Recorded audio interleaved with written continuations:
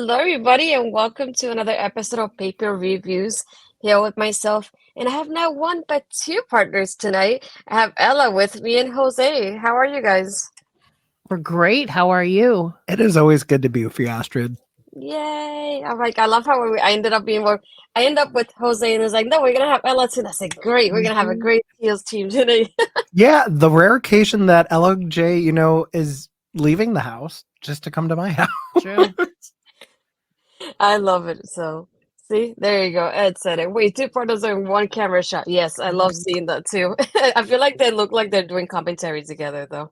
I know. Yeah, I mean, if someone books it, I won't say no. But it is also funny because I think the last time the three of us as a tandem had done anything was Mania. pre-WrestleMania Yeah. show at 10 in the morning, which was my bright idea that it was an idea. Yeah. You made me wake up early for once, so I'll give you that. I made myself wake up early too. I played myself like a fool.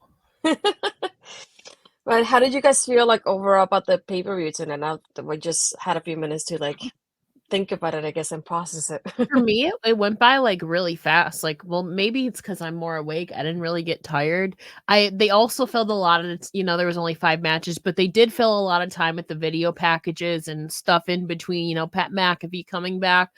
I thought this pay-per-view was going to end at like 10 o'clock. They filled their time well. And the matches themselves. There was a couple things I was surprised about, not necessarily in a bad way. But I felt the pacing of the pay-per-view was really good. We got done like right before 11 o'clock, 3 hours. It was like perfect for a pay-per-view. So I can't complain about much. Also, Chris, aka you're a new daddy. Congratulations. I know. He's officially Papa Parrish now. Papa Parrish. Okay. Yeah. Thank you for joining too. That should be a hashtag Papa Parrish. But yeah, no, the show definitely, I was surprised with how well paced it was, considering they only really had 5 matches on the card, which you kind of feel like, okay, it's a 3-hour PLE. There should be some lulls in between each match. But I think because they really started to kind of account for like Peacock's advertising breaks in between. So like they didn't really feel like you were missing anything when they were going in between each match. And it gave each match enough time to really tell the story that they intended to. So yeah, I would say it was actually a pretty fun PLE, all things considered. There was a couple things that we'll get into that were a little bit of questionable to me. Specifically kind of 3 things, but we'll get into that later. Yeah, I feel like I'm just used to like the NXT PLE, so I just kind of felt that sort of way of like they don't have a lot of matches and they all get enough time that you can enjoy them and actually like process them. And we don't have 15 matches that ends up at 1 a.m. I'm saying. So I was like, I was glad it was at 11. So I'm glad at the end of the time it should have been. And I'm glad it was only those 5 matches. I feel like they could have added one more if they wanted to, maybe in the pre-show. But, I had nothing to complain about. We haven't actually had like main roster. We haven't had a pre-show matchup in I don't even know how long. They do it for NXT, obviously, but I don't remember the last time on a main pay-per-view, like a main roster pay-per-view, that we've had a pre-show match. Legitimately, besides, I don't think they've done it since they've returned to. No, I don't remember. I can't recall the last time. I don't know. Yeah, I was like, it feels like to me, like in that one sort of way, the kickoff kind of feels like a waste of time because all I get is the kind of the same video packages you get during the pay-per-view.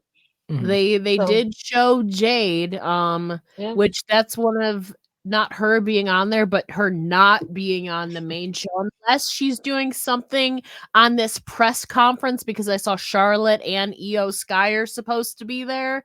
So unless she's doing something on this press conference, one of my questionable things was why we didn't see Jade at any capacity on the main show, I mean, unless she's not really going to be involved on the SmackDown side of things, which could explain it. That's true. I don't know. I should have gotten something on the main show, like, or else, like, why would she pull up to the, to talk to Triple H? I don't know. Yeah, I thought about that too, because I feel like even though they still haven't given her a brand in any sort of way, they can still have teased it that she's there watching the women's matches, be like, she could be the next person and come in there soon. Watched. Yeah, she's been teasing on Monday night during Raw. She was teasing that like she would be going to Raw, like her first victim is going to be, even if she's not going to Raw, it's kind of like an elusive thing. We don't know what's going to happen. She could have just watched that match, and kind of scouted who her first victim may be. So I think maybe that could have been capitalized on more and showing her sitting in the crowd or even watching from backstage the women's triple threat match. I felt like they could have done, it was great she met with Triple H backstage, but she could have done like a little mini kind of thing on the main show too, I think, to kind of I kept thinking kind of similar to like Takeover, had like the person be at ringside with the nameplate, just like, oh, like a recent signee, and just like a hi during the women's match and show her a couple of times, because we don't know where but she's gonna be in it. She could have been in a SmackDown, and that could have been like a potential tease of like, oh, her and Charlotte could face off in the future kind of thing or something like that. And I feel like something like that we could have seen. I was expecting more from her appearance rather than just seeing her walk in during the kickoff show. The other thing that happened during the kickoff that was something that we could highlight as well will be the part of the Damage Control interview that we had with Kathy, that at that moment she asked Io what her game plan was, and Bailey steps in. She's like, oh, we're not going to tell you what the game plan is. And that's when Io breaks the news to Bailey. He's like, I don't need you tonight at ringside. I'll be good by myself. So I was wondering that aspect, like what the plan could have been aside from that, because Bailey ended up being part of the match in itself there too. So I thought that was, kind of curious about what she meant by that too, because we didn't get to see anything from Io's side in that aspect either. So I was like, I was wondering what that was about, but I guess we'll see a little bit later of what she really meant. Maybe, I don't know. Yeah, I think it was expected Bailey was gonna show up anyways, personally. But I liked, how Io, for a change, she didn't come accompanied by Bailey or Dakota. Not that Dakota can do much physically right now. But at the start of it, I thought that Bailey was going to show up. That didn't really bother me too much. Bailey was also the one who kind of signed Io up for this match, so it would kind of make sense why she has a little bit of strife with Bailey right now. That she would want to go out there on her own. Obviously, Bailey ended up showing up. I think it was just kind of playing into that thing of Bailey signed her up for this match. She didn't really want to be in the first place in a 2-on-1 situation. But that didn't really bother me. I was kind of expecting Bailey to pull up at some point, honestly. Yeah, that's true. And as Joshua Joseph is saying, it was smart because they brought people to watch the whole thing, waiting for Jay to come out. They played on people's hopes. Genius played by WWE. Yeah, that's true. They also played us on that angle later in the evening, that this was part 2 of my kind of questionable or things that they could have done. Damian Priest saying that he's not leaving empty-handed after they lost the tag titles, and he's gonna bring his Money in the Bank briefcase to ringside. Rhea Ripley's like, not tonight. So Rhea Ripley took hold of, maybe this us fans were just like speculating or something.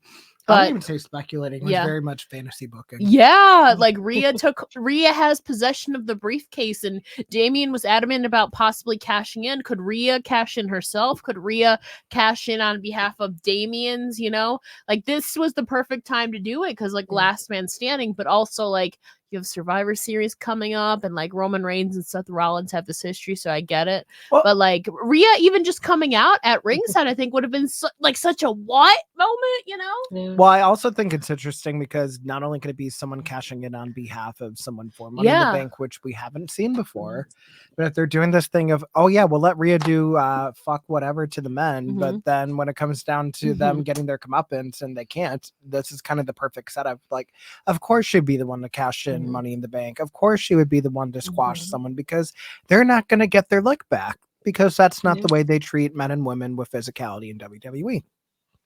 Yeah, and as Joshua Joseph coming back, I think he might have really hurt his knee. They had to switch plans, but it was that was wrote that way. Like it made you think Rhea Ripley has possession of the briefcase. Could she cash in on Seth Rollins after this last man standing match?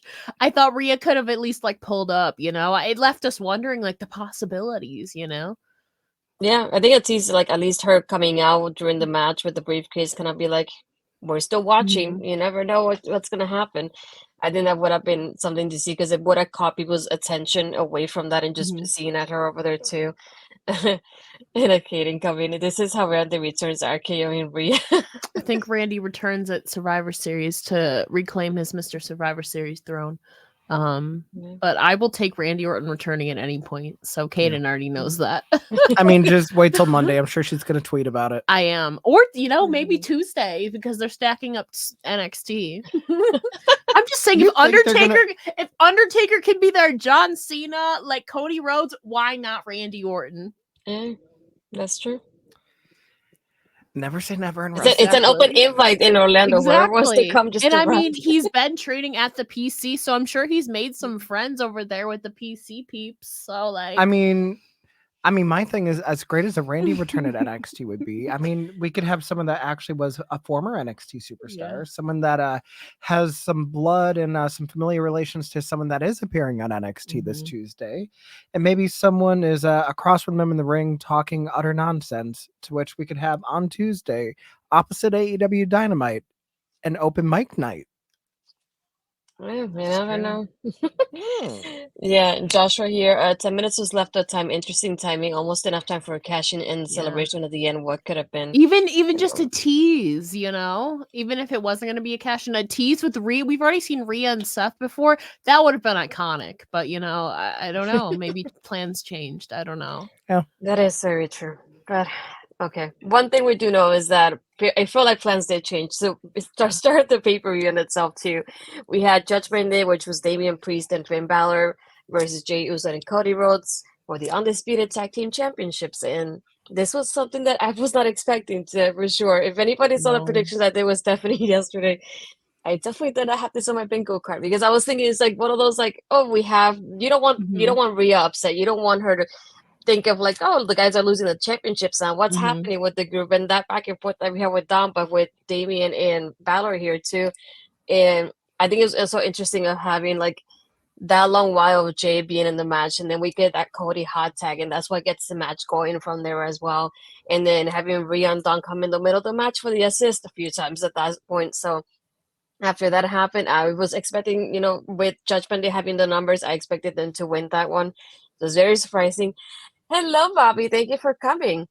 It was very surprising that we had Jay and Cody being tag team champions. After this match was over, I went, when I looked on Twitter, I was like, I cannot believe this is happening. Same. What in the world? Like, what were you guys thinking like when this happened too?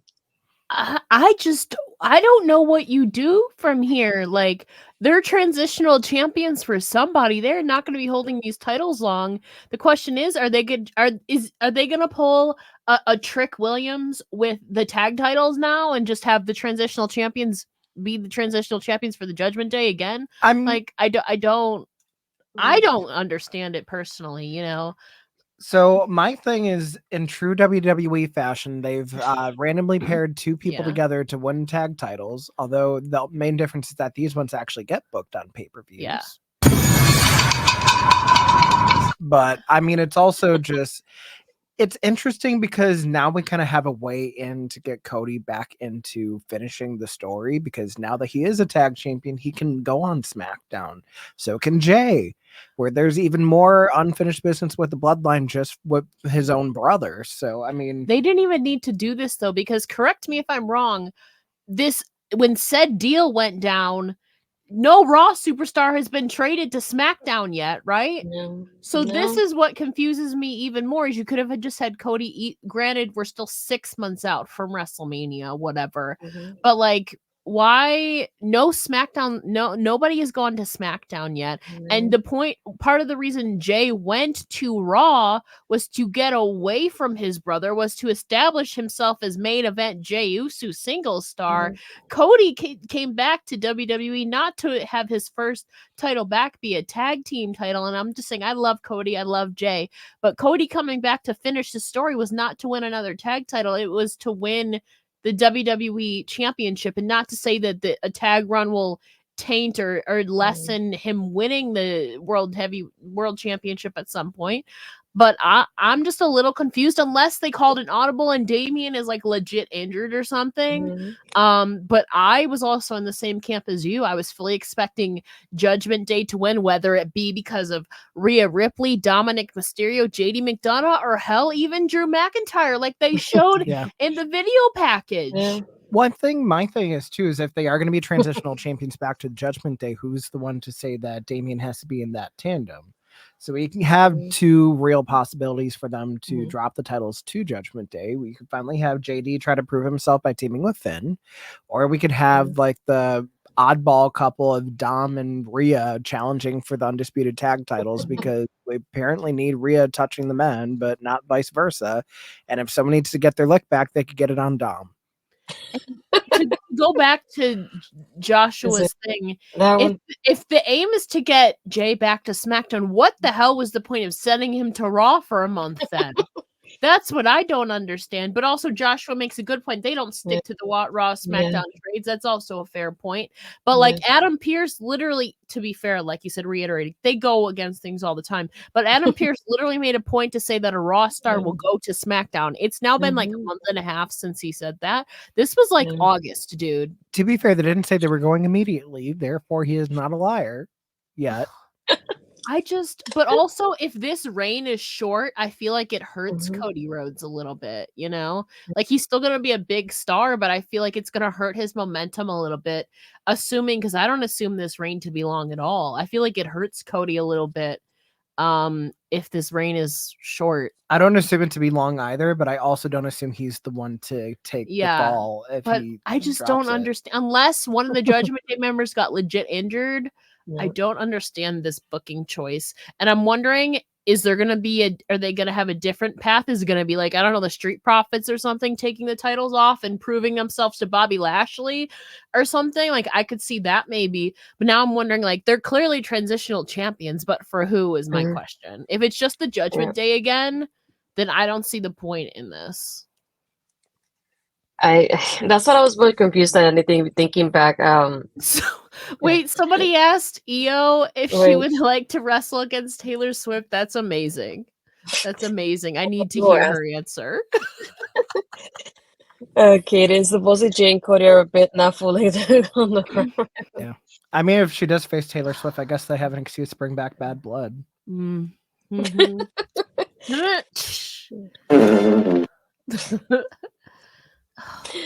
Yeah, but just overall, like the booking really confused me. I understand, I guess, the point of like what Jose is saying too, like maybe we'll get JD and Balor and then they win the titles and then that will kind of get him more within the group.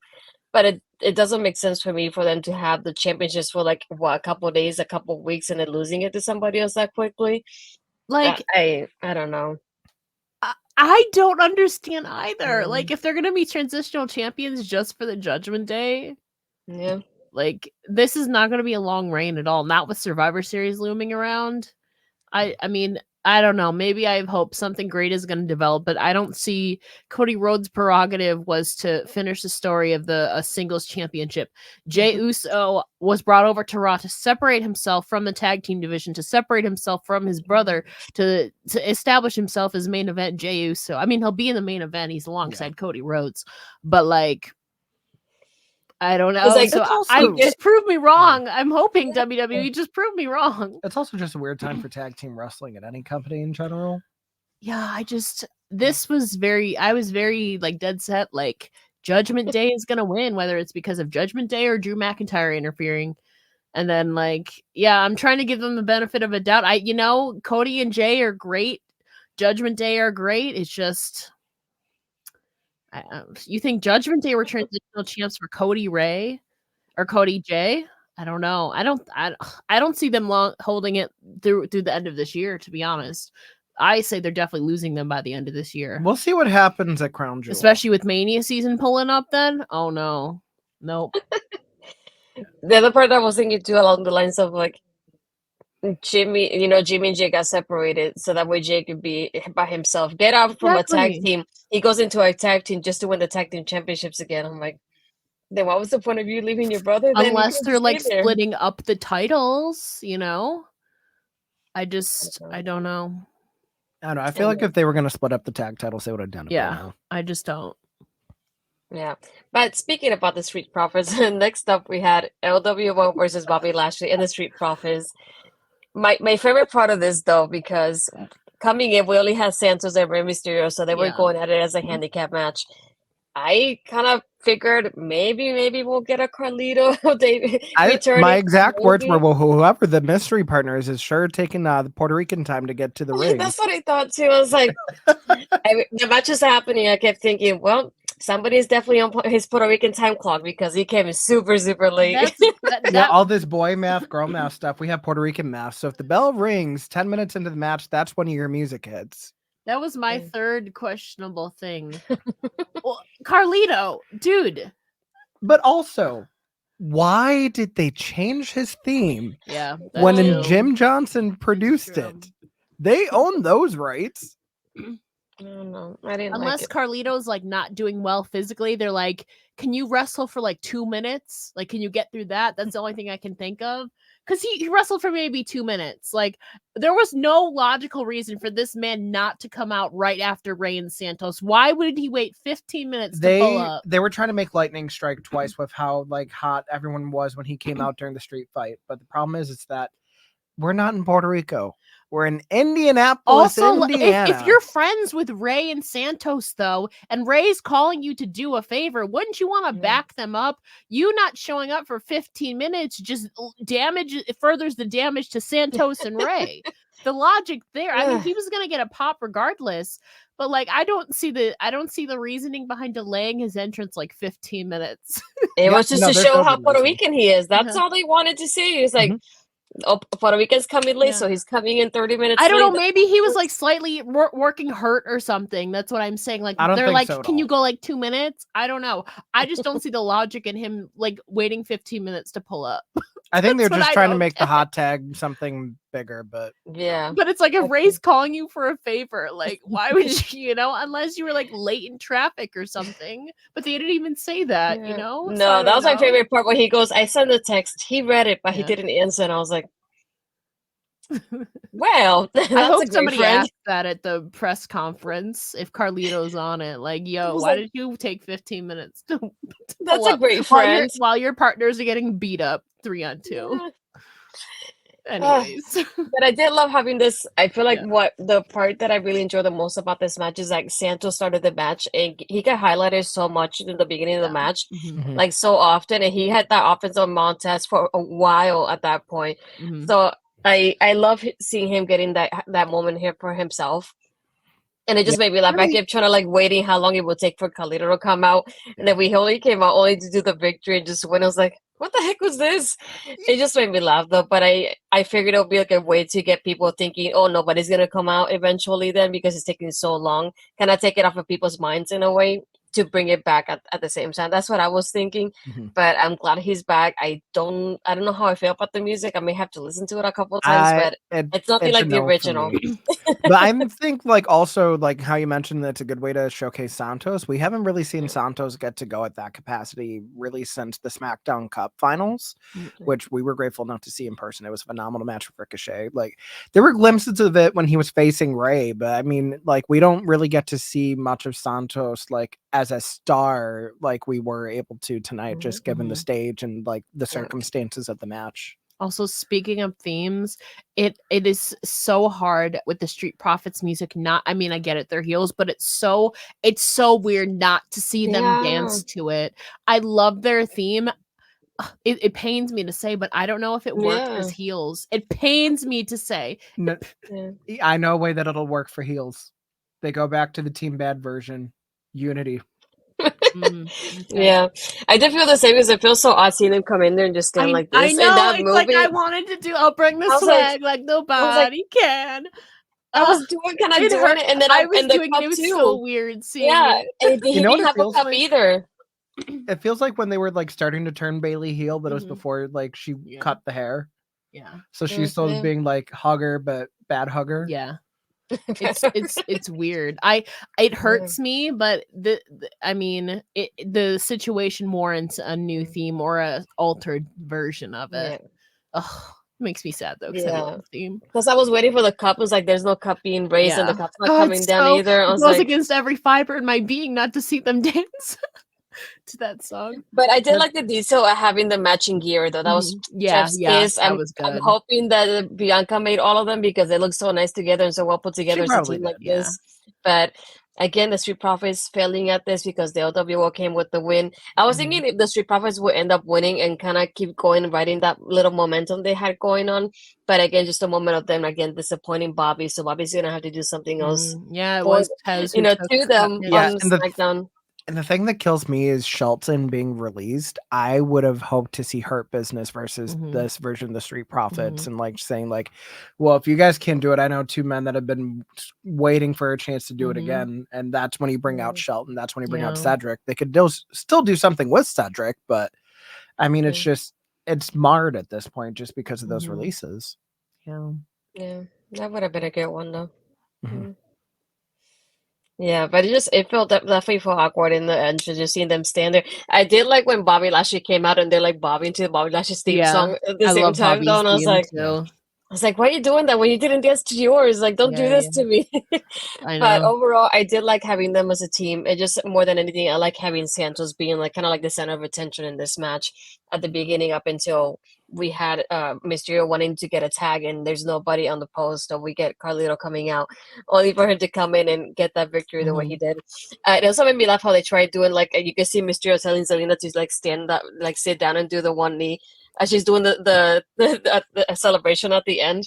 But when you see them doing it, like he moves and they don't do it, and then she ends up just doing it by herself. And I feel so bad that I didn't say anything to her when she was doing it. It felt kind of like weird timing in that. Yeah, it was reminding me of the Ginyu Force from Dragon Ball Z. If you know, you know. Yeah, just definitely feel awkward. I like how they do that at the beginning though, and I don't know if it's like they don't like kind of rehearse it ahead of time because I thought she had a microphone in her hand at the beginning, and then I noticed it was a chancla towards like when she was entering the ring. I thought she had a microphone in the hand to like announce who the partner was to do it after Mysterio came out. So when he points at her and she like does that little entrance, I was waiting for her to give him the microphone, and then all of a sudden I was like, that feels so odd. So I mean, they need to rehearse that entrance a little bit more because you can see how Mysterio goes, "Do it now," and he like literally points at her to like, go do it, and she does it. But I like how they did it more at the beginning. The one at the end was just a hot mess. So I definitely they need to do something to that part of it. At least that part of it. Just the timing felt odd. It is a work in progress. Definitely is. Next up, we had the only women's match that we had on the card today. So it was Io Sky versus Asuka versus Charlotte. And this was also the WWE Women's Championship. They're both red match. I mean, I feel like I don't want to say it was bad, but it just felt fine. There was nothing that really stood out to me in the match particularly. But I like how we still had always something happening in the ring. There was little moments of like having breaks in there. It's always Charlotte looking out to see who she was gonna go at next. And Charlotte looked great. I love her gear, by the way. Chef's kiss. I love her new gears now. But no, I like the back and forth we had with everybody here at some point. And I like how right when the bell rings, Asuka comes in here with the Mr. Charlotte. And I was thinking, oh no, it's over now. That's what I was thinking. I was kind of scared it would last only a couple seconds. Yeah. But overall, I enjoyed it. I like having that ending of, we have Bayley come in and encouraging Io to come in at ringside and pulling her to go in the ring where she had to. And even being that distraction when Charlotte has the figure 8 on Asuka. Asuka's tapping. Bayley has the referee distracted, and the Io does her little moonsault to pin Charlotte at the end. So it's an incredible thing of like it's a triple threat, Charlotte losing it, which is something I wasn't expecting, and then having Io pin her as well at the same time. So we know this is gonna come up a little bit later of like Charlotte coming up and saying like, I tapped out Asuka what this was happening, but the referee didn't know. So we know this is going to come up sometime later. But overall, I enjoy the match. I'm glad they did what they did and that Io was still champion because I was afraid that Charlotte was going to come out with the championship at the end. I love Charlotte, but I wanted Io to retain this one than anything. Yeah. But it was fine overall for me at least. Yeah, I enjoyed it. I feel like going into it, I'm like, okay, Io needs a clean win to solidify herself, like with this reign, if they're going to play the whole like keep Bayley in the back thing. Although I do also like that the way they ended up going about it is that Bayley was able to redeem herself and actually ensure that Io did retain. I think something that stood out to me was the fact that like they were I mean, it's a triple threat match, so certain things have certain tropes. So, like, obviously, we saw a Tower Doom spot. I do like that they tried to freshen it by having a Samoan drop at the top instead of it just being superplex. I feel like there were, like, some little wonkiness here. Like, I know, like, a couple really close 2 counts that, like, really felt like they were 3, but, like, someone was just, like, to get a shoulder up, and then Io kind of missing her moonsault to the outside, and then Corey Graves bringing it up on commentary, which always annoys me. It's like, you didn't get all of it, or a glancing blow. It's like, what does that do for anyone in the match. Like, you're supposed to be putting them over and selling the story, not diminishing them. But yeah, no, I really did feel like it was a solid triple threat match. I don't know if I preferred it over what we had at SummerSlam, but I mean, for what it was good. We got to see a lot of Asuka and Io again, where the pace definitely quickens. The strikes definitely hit harder. I feel like it was a okay way to have Charlotte involved in something like this, although it feels like we really could have just had Asuka Io round 2 as a singles match, and I would have been even more enthralled. But Bobby brings up a good point, though. Maybe they didn't want Asuka to get pinned to this match because she's facing, granted, Roxanne's at a developmental level still, but, she would still be heading in with a little bit of a weakened momentum. So maybe that's why, Asuka didn't get pinned, But would you argue that her tapping out with the ref behind her back makes her look worse? That's true. That's true. That's a good point. That's a good point. Yeah, I think it was a solid match overall. There was a couple things of wonkiness, like Jose said. But Io getting a pin over Charlotte is huge for Io, record books, she picked whatever the circumstances, Bailey interfering, but in the record books, it has her as pinning Charlotte Flair, which is always a huge thing. But then you guys also bring up another point of Charlotte tapping out Asuka. So I know that we still have one more stop before Survivor Series. I don't know if they've officially said that it's Crown Jewel, but there's a Saudi Arabia pay-per-view coming up on November 4th. So that might be a way to do it. We're not done here yet, especially, with Charlotte tapping out Asuka. I feel like this trio isn't done yet. I don't know when Bianca will be back. She could come back soon in the lead to Survivor Series. But I said it to Jose. I'm hoping for like Becky versus Rhea versus Io at Survivor Series or something. I don't know, but we're definitely not done, especially with this unclean ending we saw here. Charlotte's going to be like, I tapped out Asuka. I deserve a shot. We might see a rematch at the November 4th show, to be honest, or Charlotte and Io anyway. Or I just thought of something. So I remember initially before they turned it into Night of Champions, we were going to have King and Queen in the Ring in Saudi Arabia. Maybe they turn Crown Jewel into that show where maybe instead of having the tournaments on TV like each week, they do like both the men's and women's tournaments, and that'll fill up the whole show. Roman Reigns is scheduled to come back next week. Roman Reigns is going to be defending his title at this said pay-per-view. I'm not saying he can't, but think about it this way. If you have an 8-person bracket for each, so your first round, like, and it's a Saudi show, you can have 10 matches on a show. Yeah. Yeah, because they announced Crown Jewel Saturday, November 4th at 1 so they did Eastern. announce Crown Jewel. Okay. Yeah. Yeah, Io needs to become way better than she is to set up for that triple threat. Yeah, we're not done with this for sure, especially not with Charlotte getting pinned after she made Asuka tap out. Asuka might be done, I don't know, but Charlotte and Io is definitely not done yet. And Bianca, I assume whenever she comes back, she's not going to be done yet either. She has unfinished business. Yeah, I feel like it's just a tough one because I don't want Io to lose it. I want her to keep that momentum. So if we do get Charlotte, and this is coming from the massive Charlotte fan, I was like, I selfishly want 15, but also like I love Io, and it's too soon for her to lose. Because I'm just glad Charlotte didn't win. And also, it just feels like SmackDown's women's division is kind of like very much like it's only the title program and then you don't see anything else. Like, it would be nice to see kind of like something happen where like Charlotte and Asuka have their own little side storyline or whatever, and we get to see more of the other women that are actually over there, like actually seeing Shotzi, actually seeing Michin, actually seeing Scarlett, like actually like getting potential new contenders and really trying to make something of this potential championship reign that Io can actually solidify herself and also try to get someone else a little bit of a rub and get them over in the process. Yeah, just thinking of like the fact that, we're still not done with Charlotte is the part that I'm like, just please keep it on Io for a little bit longer. Because like you made me think about like the fact that we could have Rhea, Io, and then hopefully Bianca, hopefully Becky. That will be like incredible to think about. Like, I don't want that to get messed up in any way, shape, or form. Becky is still champion by the time Survivor Series rolls around. That like she's going to be a part of Survivor Series. So I don't know. I don't know what format they're going to be doing this year, though, whether it's going to be War Games, if it's going to be SmackDown versus Raw versus NXT. I have no idea what the format. That might be why Triple H is pulling up. Like, we don't know. I don't know. Yeah, it just makes it interesting moving forward for the next couple of weeks when they set up for Survivor Series as well. So, it still keeps me interested in the storyline, which is what I like more than anything about it. After this, we have Pat McAfee coming out. I like how I saw SRS tweeting of like he was in Texas hours ago, so we're not expecting him to be part of the show. But he came over to introduce John Cena and LA Knight that was happening versus the Bloodline. And look, we have somebody else here because he wants to talk about the pay-per-view. Hello. Hi, everybody.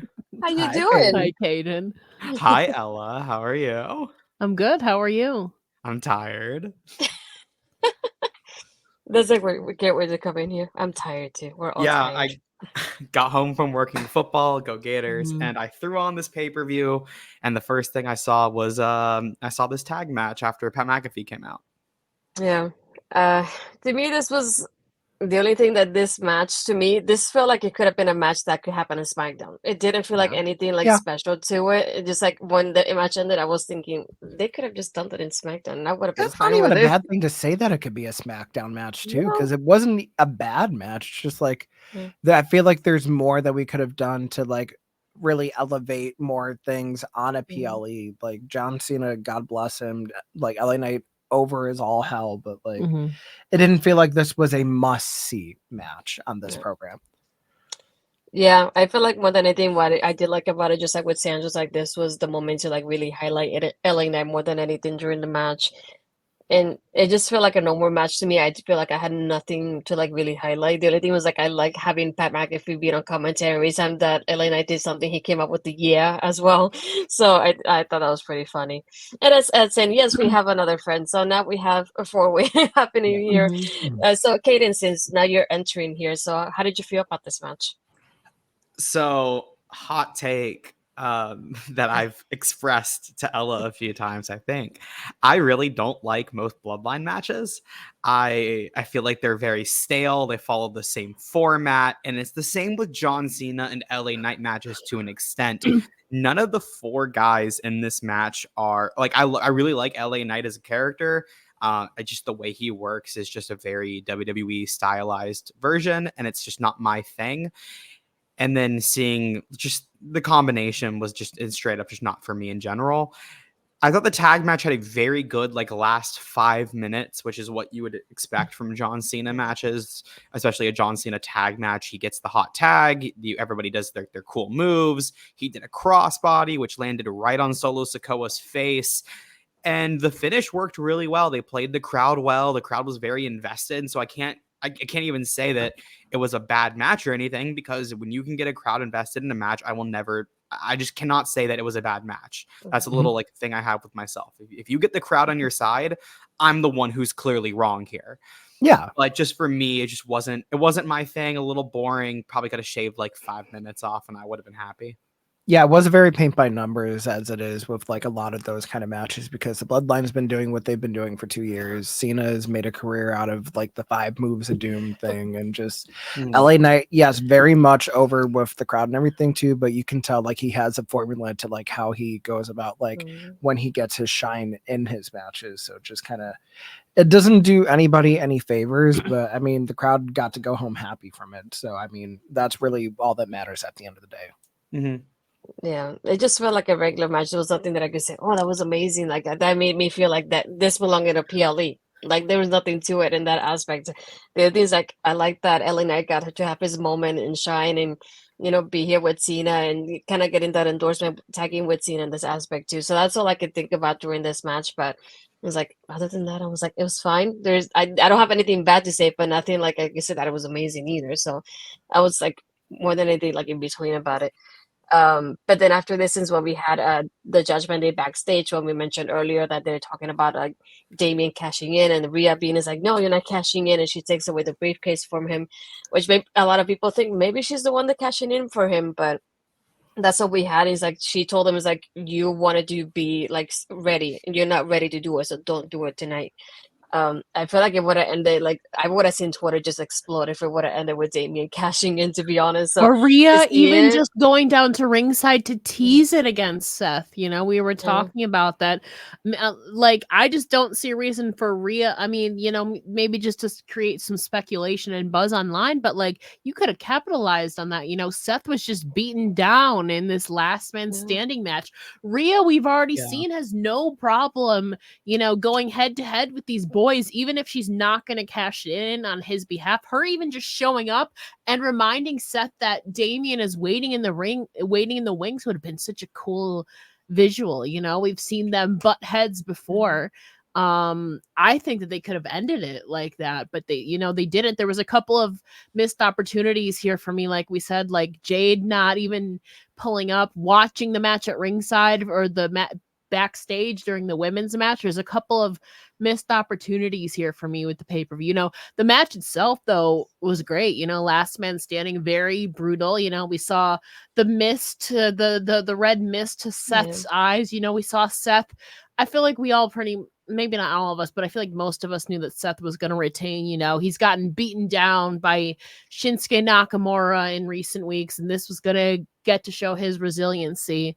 So I liked the match itself. This one was the one that had a little bit of a predictable ending, but you know, the match stipulation made it more exciting though. Yeah, and I mean, I definitely enjoy last man standing matches. I do feel like towards the end of them, I do start to get fatigued because it's like, okay, we understand, like, yes, we like some of the close, like, oh, is he going to make it back up to his feet? But then, like, when you have so many that go to 9, it's like, okay, now we're just like rolling out of the ring on our tippy toes. Like, okay, we can actually make it a little bit more like impactful. Let's really try to get to the end. But yeah, I mean, for what it was, I like that they got to go around the arena more. I like that we got to see some innovative stuff with Shinsuke doing not only the Kinshasa into one table, but like diving off the top rope with the double knees to the one on the outside. Them really hyping up Seth's lower back injuries with him like taking so many moves like that back body drop on the concrete, falling from the stands onto the concrete as well, like really trying to like sell the fact that, you know, he is grueling in pain and he keeps trying to get back up because that's what a world championship means to him. So, but yeah, I thought it was a fun way to end the show. I wish we could have gotten a little bit more of like the, hey, don't forget about like this whole Money in the Bank thing. Like, because I mean, let's be honest, we know that no one's going to cash in Money in the Bank on Roman Reigns at this rate. Why do you think we had Austin Theory cash it in for the U.S. title last year? Unsuccessfully. I don't want to talk about on an open challenge. I don't want to talk about Yeah, I mean, choices, but it's just a little reminder saying like, hey, don't forget, anytime you have your arm raised, we're just right there waiting to take it back down. Yeah. What about you, Kaden? All right, this is far too positive for me. I gotta bring this back down to my level. But first, let's talk about that promo and missed opportunities yet again for WWE PLEs. Just going in, 5 matches announced for the PLE. Maybe could have done with like 1 or 2 more, just in my opinion. And he also did not need 90 minutes worth of entrances combined with video packages and advertisements. I'd looked at it. It was 90 minutes of in-ring, 90 minutes of other stuff. Not needed. So you're talking about the backstage segment that I know y'all got into like a little bit earlier. I really like the point about that Ella made about having Rhea do that, having her go out there. In general, this is a last man standing match. Why Priest, even if he was injured, would not use the rest of the Judgment Day, and he can add himself into the last man standing rules. Like we've said that is like, you can do that. You can cash in the middle of a match and it keeps the stipulation. So why would you not do that and have all of the other 4 members of your stable hold him down? Like JD wasn't there, but you still got 3 other dudes who could interfere. Like that didn't make sense to me. In terms of the last man standing match itself, entrances were dope. I said online that I don't think a lot of people like kind of made the connection. For some reason, I thought Seth Rollins looked like Commander. He had the Commander kind of gear. People have been seeing him in AEW.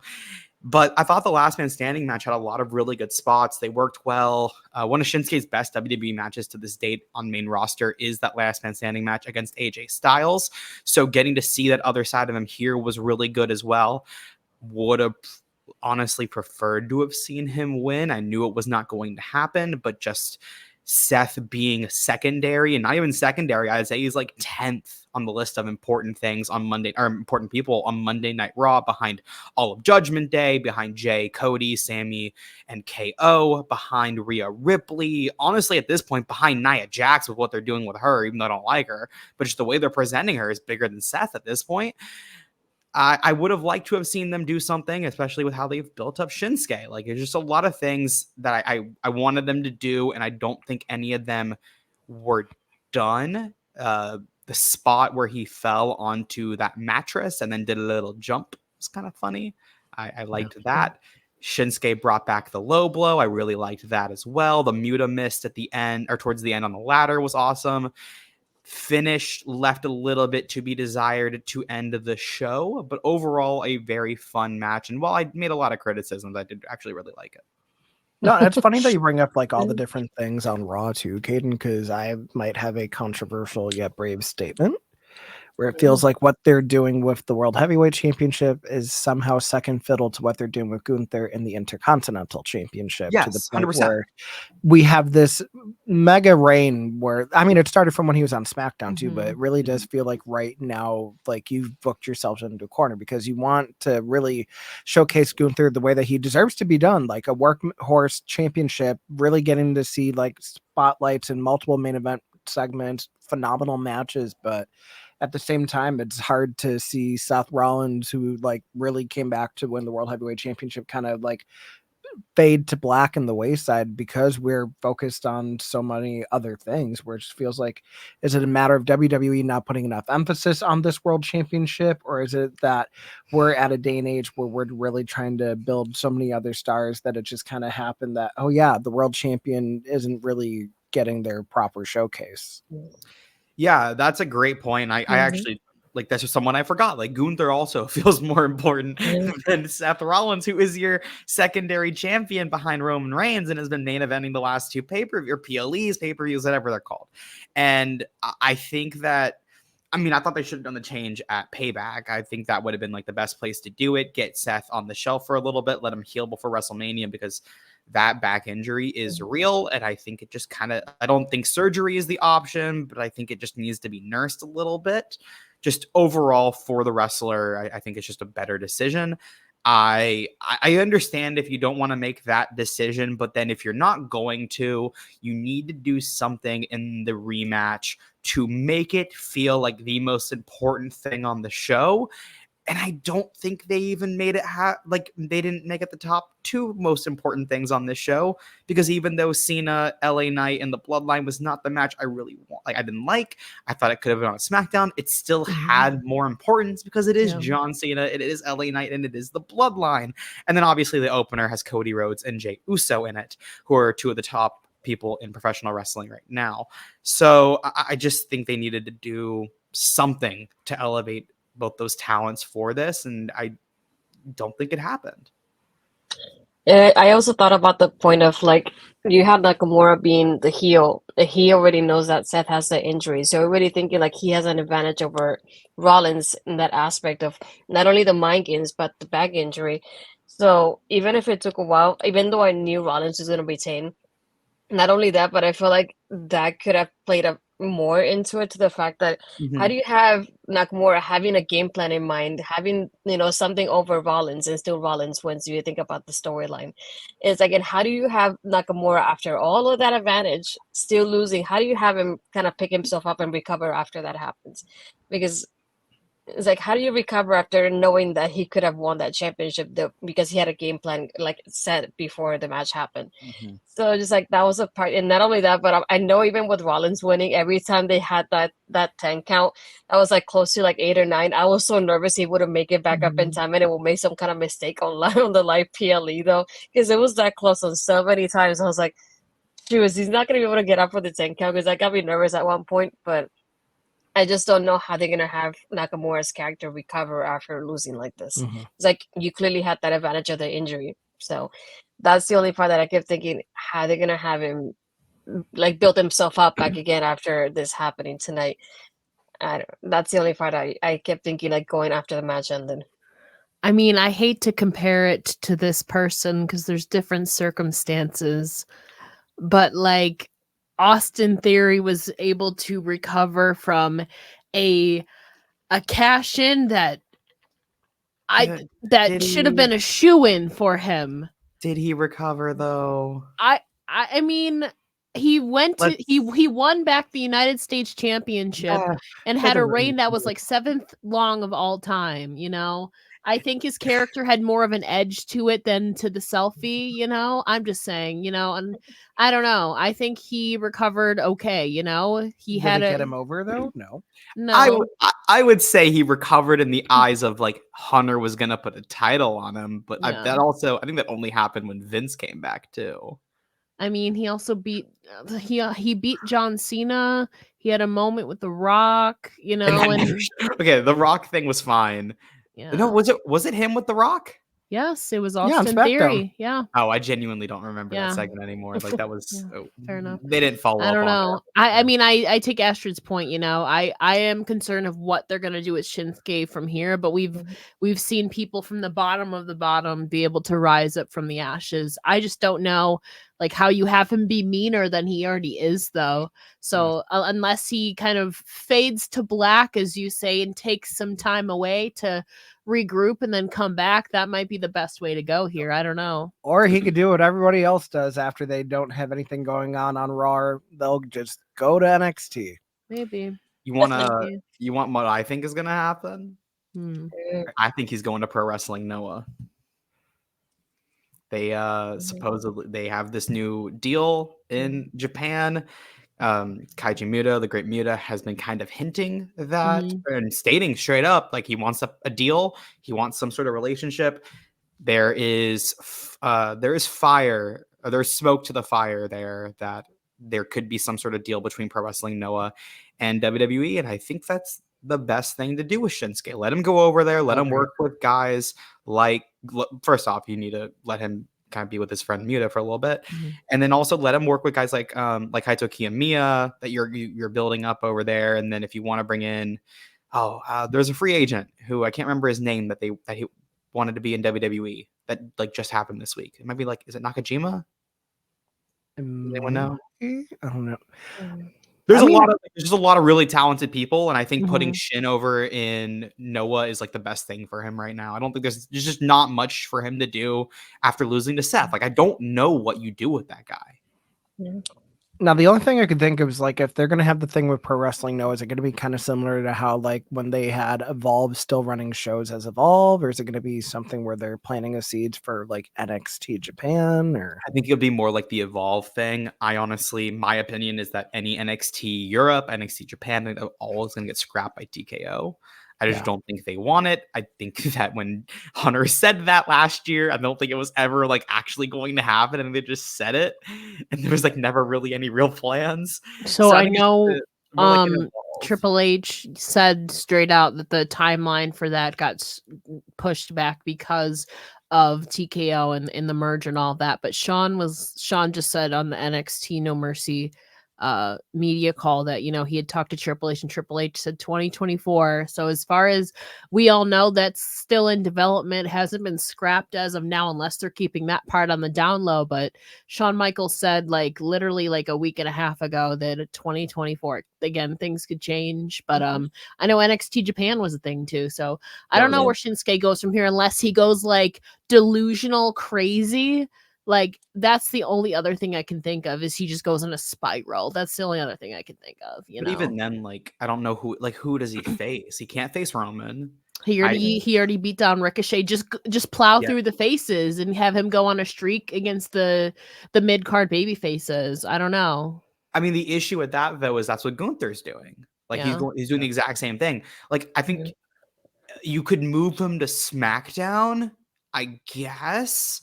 But even SmackDown doesn't have a spot for that with Ray holding the US unless he's going after Ray.